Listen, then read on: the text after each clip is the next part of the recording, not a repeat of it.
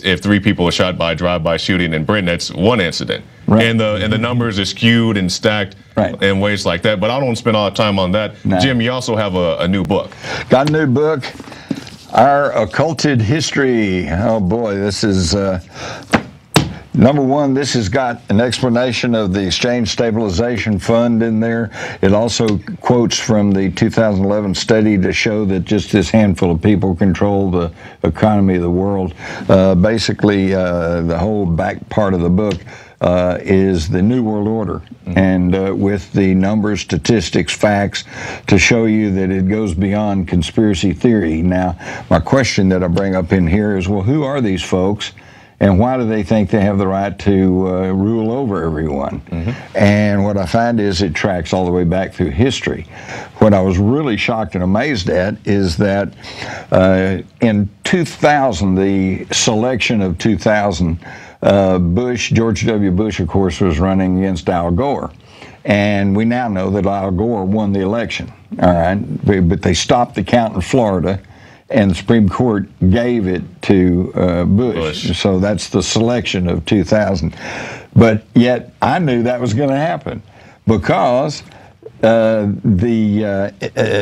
was some stories from England on this prestigious genealogical study, Burke's Peerage, and they said that Bush would get the presidency because although he and Gore were both related, and they were both related to the royal family of England, the Windsors, the Bushes were a little closer related. So he'd get it because in the history of the United States, every president that's the closest to the royals of England gets the nod. And I'm glad you bring that up because I hear this often that, you know, all these guys are related and Obama is supposedly related to Cheney or something like that. Can you explain a little bit about how that works? Well, that's the thing that blew me away is I knew that from 2000, and I knew that John Kerry, who ran against Bush in 2004, I knew that they were related. And they were both members of Skull and Bones and Secret Society, et cetera, et cetera.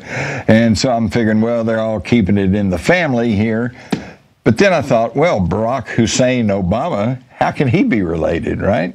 It turns out he is. And this is not me, not some conspiracy theorist. This is Lynn Cheney, the wife of Dick Cheney, who said as she was researching their family's history, they found out that Obama is I think a 10th cousin. You know, wait a minute.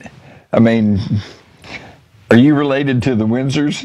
Not that I'm aware of. And neither am I. We're not running for president, are we? No, that's another good point. Now, do they select these people, or how do you get in the presidential race at that level? I mean, do they call you out? Hey, I want you to run for president. Do you start out for president and you just get promoted if you're in the proper bloodline? Like, how does that work? If you're in the proper bloodline, you are groomed and you are placed in that position. Bill Clinton seemed to be an exception. His background is pretty murky. We're not sure where he came from, and the person that they identify as his father is apparently kind of a nobody. So it was kind of like, wow, how did that happen? But then in my travels in Arkansas, I hear the rumor, and it's just a rumor, that actually he was the illegitimate son of Winthrop Rockefeller, who was governor of Arkansas and has been closely associated with the Clinton family. In fact, it was Bill Clinton that drove Hale Boggs to the airport on his flight that never came back. Hale Boggs being a politician from Arkansas who sat on the Warren Commission and was one of the ones who was beginning to dissent and say, we think, he was thinking, I don't think we were told the truth, and I think maybe there was a conspiracy against John Kennedy. And he took a junket up to Alaska and never came back. Bill Clinton drove him to the airport. So Bill Clinton has been groomed. He was a Rhodes Scholar, right? Where do they find some poor kid in Arkansas and send him over to England to be a Rhodes Scholar? That's a very, very so they're groomed. And Barack Obama, you know, he goes to Columbia and enrolls as a foreign exchange student. Yeah, that's a very good point. Oh, wait a minute, because right there, it's an either or. Either he was a foreign exchange student, which means he's not an American citizen, which raises up that whole question, or he is an American citizen, and which means he lied and cheated and got his way in as a foreign exchange student. Either way, I think we got a problem there, and nobody seems willing or able to look into it. Yeah, and you were talking about last night at the speech we went to in Bastrop, and you're saying if they want background checks for everybody, let's start with Barack Obama. Amen. He wants background checks if you want to buy a gun. I said, okay, well, we'll start with him. All right, well, Jim, we're about out of time. Do you have any closing thoughts? I think people need to understand that we're looking here, and I'm just confirming what Alex and a lot of others are saying, which is this is a plan that's unfolding, and the plan is to virtually destroy the sovereignty and freedom of the United States. It's really an incredible situation because we are told that we were attacked on September the 11th, 2001 by a terrorist who want to destroy our freedom and democracy. That's technically true. Okay? Yeah, it is true. And they're winning. They are destroying our freedom and democracy. Unfortunately, I think you'll agree with me.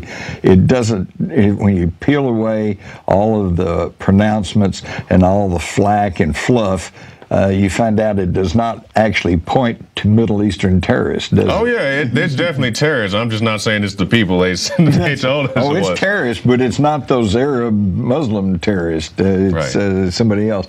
And I don't think this is outside the realm of study and criticism and debate, because I can distinctly recall on the afternoon or evening of September the 11th, President Bush said, essentially, I may be paraphrasing, but I'm close. He said, we must not rest until we find out who's responsible for this and see that they're punished.